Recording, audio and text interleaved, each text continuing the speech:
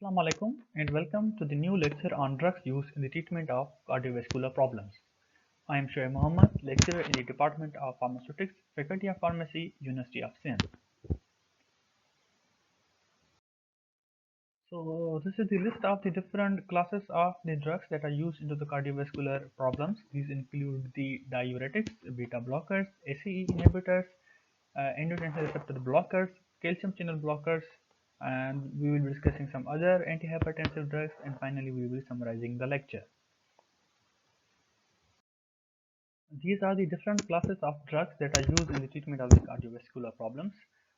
These include the diuretics. The agents include furosemide, chlorthalidone, ethacranic acid, hydrochlorothiazide, and spironolactone. The beta blockers include the atenolol, bisoprolol, propranolol, esmolol, and metoprolol. ACE inhibitors include captopril, enalapril, lisinopril, and quinapril. Calcium channel blockers include the amlodipine, isradipine, nicardipine, verapamil, and diltiazem, while the ARBs include the candesartan, losartan, and valsartan.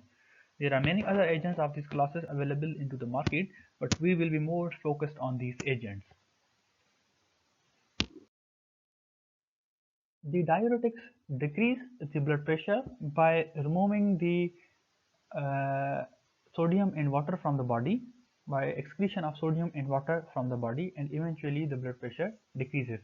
While into the heart failure patients, the diuretics are very effective to decrease the edema and decrease the workload from the heart. The thiazide diuretics are very effective as initial therapy into the hypertension. They can be given in combination with beta blockers, ACE inhibitors, and angiotensin receptor blockers, and potassium sparing diuretics as well. The thiazide diuretics can cause hypokalemia, hyperuricemia, and to a lesser extent hyperglycemia in some patients.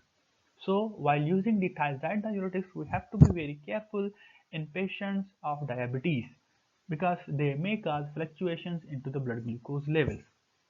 The loop diuretics are given in patients with poor renal function and those who have not responded to the thiazide diuretics, while the loop diuretics are very effective into the heart failure patients.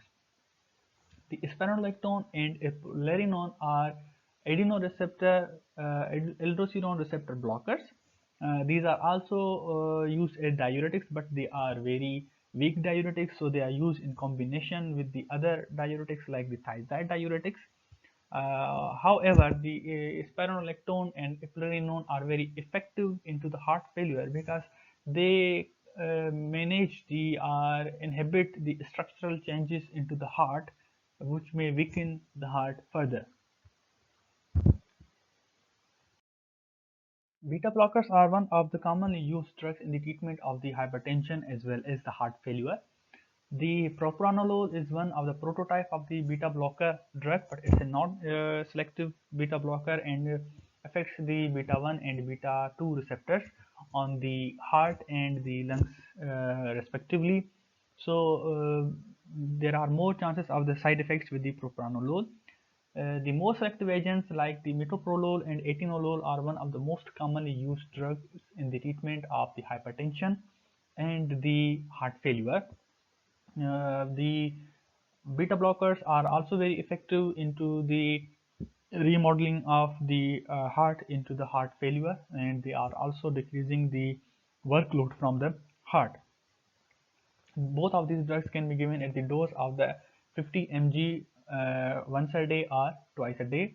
The marketed formulation may contain 25 mg metoprolol, 50 mg metoprolol, and atenolol as well, the 25 mg and 50 mg.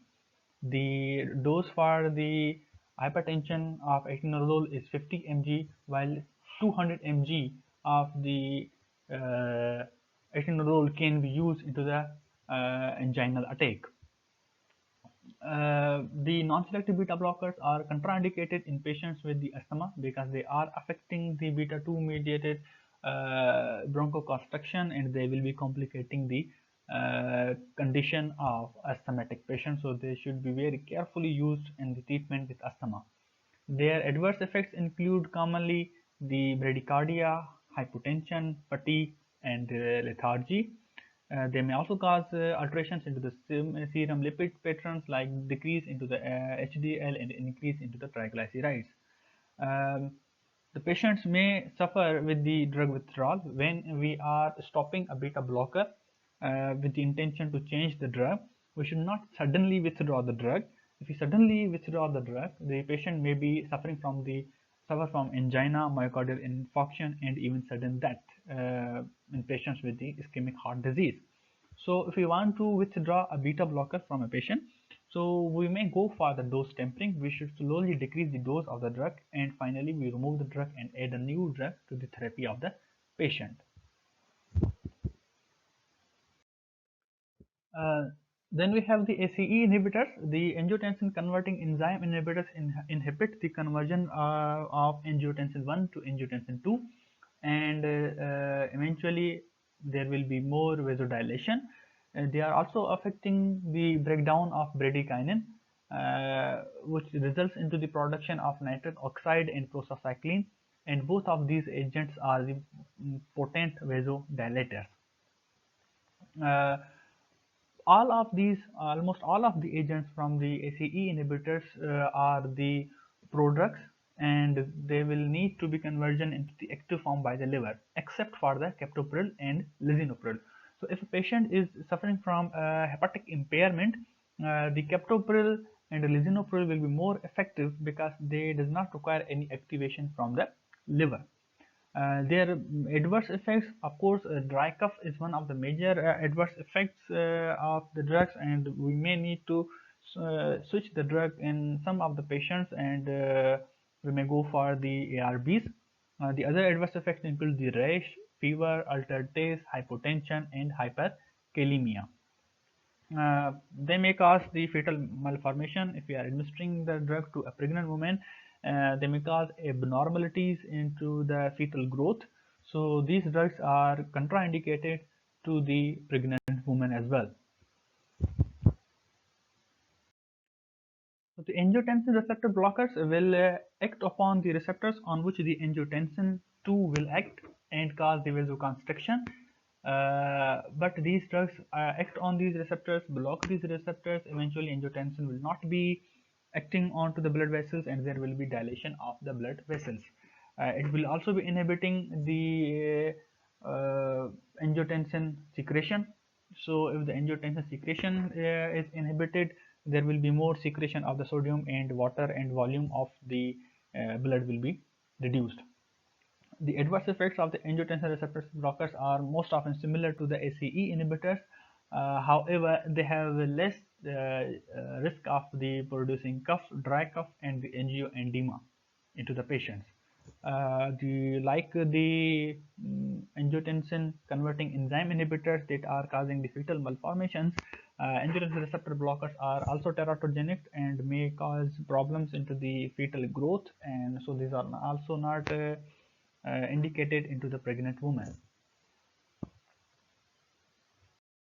The calcium channel blockers are very effective into the treatment of the hypertension, but they are not used in the treatment of the heart failure.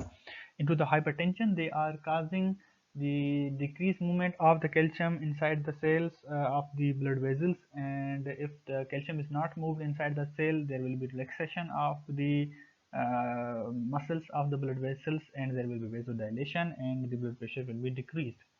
They are not used into the heart failure because if the calcium channels are blocked into the heart, there will be less movement of the calcium into the heart muscles, and there will be less force of contraction, and more force of contraction is required into the heart failure.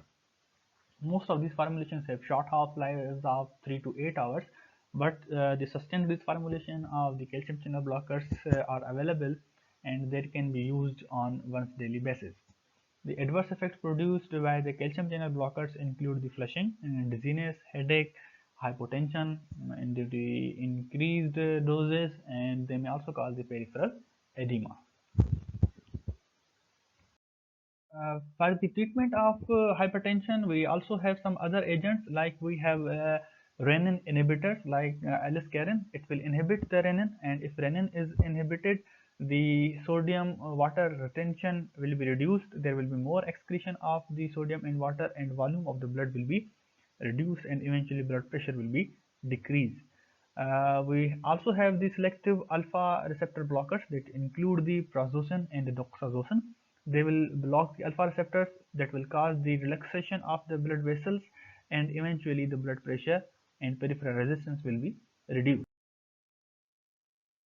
We also have alpha beta blockers, which will act on the alpha receptors on the blood vessels and beta receptors onto the heart vessels.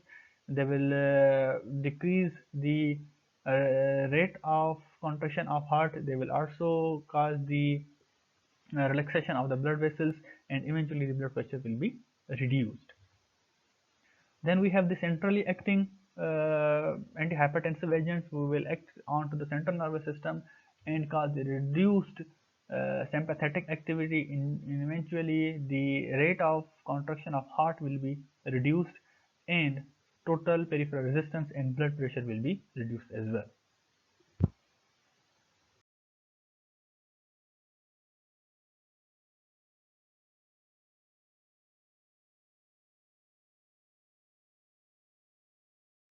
So finally, thank you very much for listening patiently.